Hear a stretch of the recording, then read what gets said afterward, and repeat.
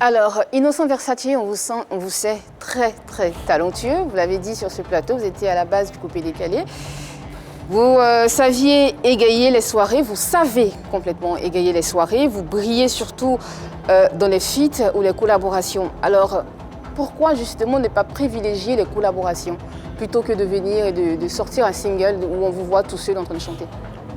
Non, mais à la base, je suis acteur. À la base, je suis acteur. Acteur. Du coupé-décalé. D'accord, oui. Donc, c'est aussi ma manière aussi à moi d'apporter quelque chose. D'accord. On ne va pas toujours rester en train de faire des gens. On continue de le faire, on va toujours continuer de le faire. Même si on me sollicite pour un futur bien, la preuve, je vous ai parlé de la mine TPG. J'étais arrivé chez un petit coin, ah vieux, il faut que tu fasses un truc. J'ai été son directeur artistique, j'ai guidé un peu ses pas au studio, on a fait un truc, une chanson en ce moment qui donne, donc voilà. Je l'ai dit tantôt, vous brillez dans les feats, on vous a connu DJ, bien avant le coupé-décalé, vous l'avez dit en début d'émission. Vous êtes engouffré en griffe dans le mouvement à travers des featuring, je répète. Pourquoi ne pas continuer dans ce sens-là? Ça dit, je chante plus, j'ai fait seulement que les featuring, c'est ça? Et non. On va pas rester dans ça quand même. Sachant que tous les titres que vous avez cités sur ce plateau, tous les DJ, tous les talents que vous avez cités sur ce plateau, c'était tous des collaborations, c'était des featuring. Donc vous êtes plus connu et vous avez beaucoup plus de succès à travers ces featuring et ces collaborations. Ouais, c'est tout ça la collaboration, hein. Featuring, coaching et tout ça, c'est tout ça la collaboration. Par contre, vos chansons, vos propres sons ne sont pas connus du grand public, Innocent Versace. C'est quelque chose que j'avais fait par passion. Comme je le dis, c'était un album la complet. La musique, le coupé-décalé la musique même, la musique en elle-même, parce que c'était un album de 10 titres quand même, chanté.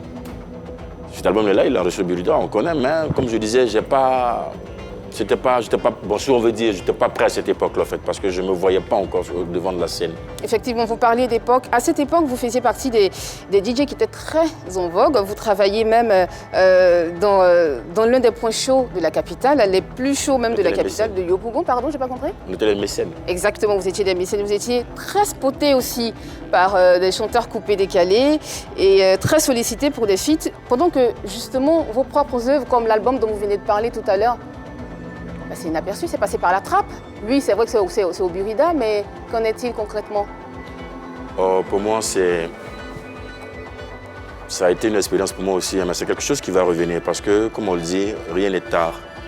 On verra à la longue, avec d'abord l'apparition d'Innocent Versace sur scène. Je dis bien l'apparition parce que je ne suis pas encore bien arrivé. On verra comment exploiter cet album-là. C'est quelque chose qu'on peut exploiter.